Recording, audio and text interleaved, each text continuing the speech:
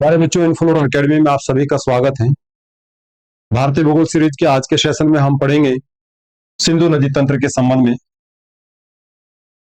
आज के इस क्लास में हम सिंधु नदी, सिंधु की महत्वपूर्ण सहायक नदियों के संबंध में विस्तार से मानचित्र के माध्यम से अध्ययन करेंगे। प्रारंभ करते हैं आज के सेशन को। सर्वप्रथम हम देखेंगे सिंधु नदी के उद्गम के संबंध में। सिंधु नदी तिब्बत में स्थित मानसरोवर झील के निकट बोखारचू ग्लेशियर से निकलती है।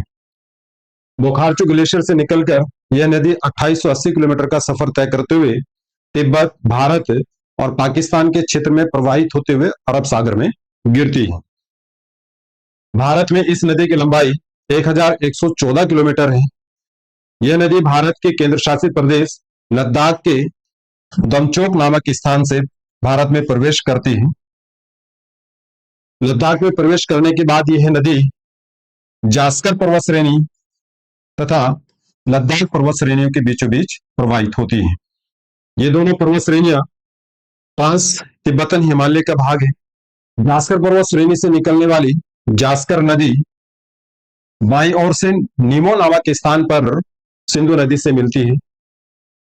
लद्दाख केंद्र शासित प्रदेश के कारगिल के बाद यह नदी पीओके क्षेत्र में प्रवेश करती है और पीओके के बाल्टिस्तान में इस नदी में दाईं ओर से श्योक नदी मिलती है। श्योक नदी सियाचिन ग्लेशियर के निकट से निकलती है। श्योक नदी की महत्वपूर्ण सहायक नदी नुब्रा नदी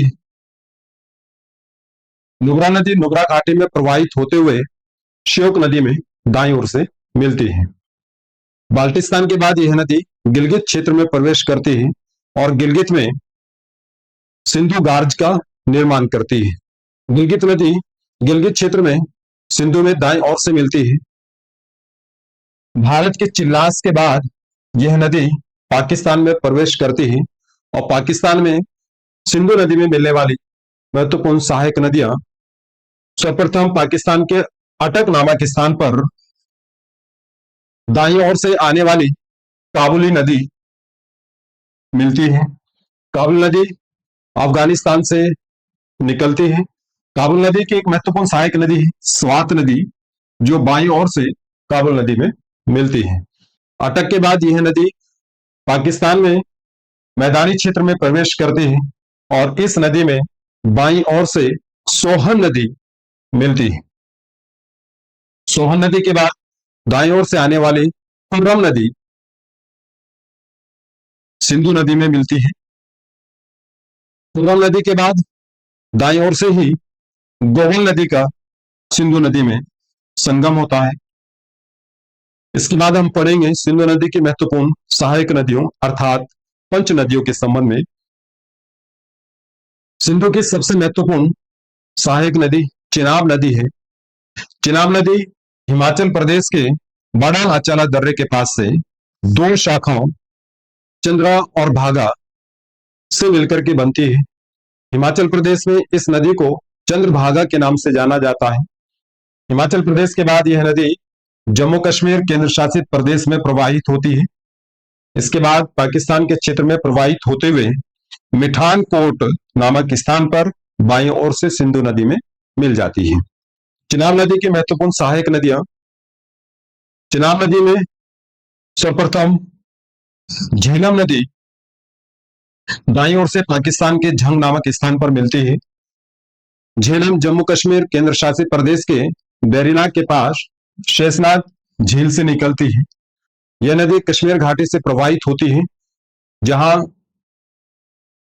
इस नदी में महत्वपूर्ण सहायक नदी लिद्दर नदी मिलती है। इस नदी पर ही वुलर झील स्थित है। इस नदी में दाईं ओर से किशन गंगा नदी मिलती है। किशन गंगा नदी से संगम के बाद यह नदी दक्षिण की ओर मुड़ती है। दक्षिण की ओर मुड़ करके यह नदी जम्मू कश्मीर राज्य में प्रवाहित होते हुए भारत से बाहर पाकिस्तान की ओर निकल जाती है। चिनाब नदी की अन्य महत्वपूर्ण सहायक नदी में रावी नदी। रावी नदी हिमाचल प्रदेश में रोहतांग दर्रे के निकट से निकलती है और हिमाचल प्रदेश तथा पंजाब क्षेत्र में प्रवाहित होते हुए पाकिस्तान में रंगपुर नामक स्थान में बाईं ओर से चिनाब में मिल जाती है। चेनाब की अन्य महत्वपूर्ण सहायक नदी सतलज नदी। सतलज नदी मानसरोवर झील के निकट राकस ताल से निकलती है और भारत में यह नदी हिमाचल प्रदेश के अंतर्गत शिव किला दर्रे के पास से प्रवेश करती है। सतलज नदी पर हिमाचल प्रदेश में गोविंद सागर बांध का निर्माण किया गया है। गोविंद सागर बांध भारत की सबसे बड़ी कृत्रिम झील है। इसके बाद यह नदी पंजाब के क्षेत्र में प्रवेश करती है। पंजाब के बाद पाकिस्तान में प्रवाहित होते हुए चिनाब नदी के साथ बाईं ओर से मिलती है। इसके बाद चिनाब नदी इस क्षेत्र में पंचनद के नाम से जानी जाती है। पंजाब का नाम इन 5 नदियों के नाम पर पंजाब पड़ा है। सतलज नदी की महत्वपूर्ण सहायक नदी व्यास नदी है, जो रोहतांग दर्रे के पास व्यासकुंड नामक स्थान से निकलती है।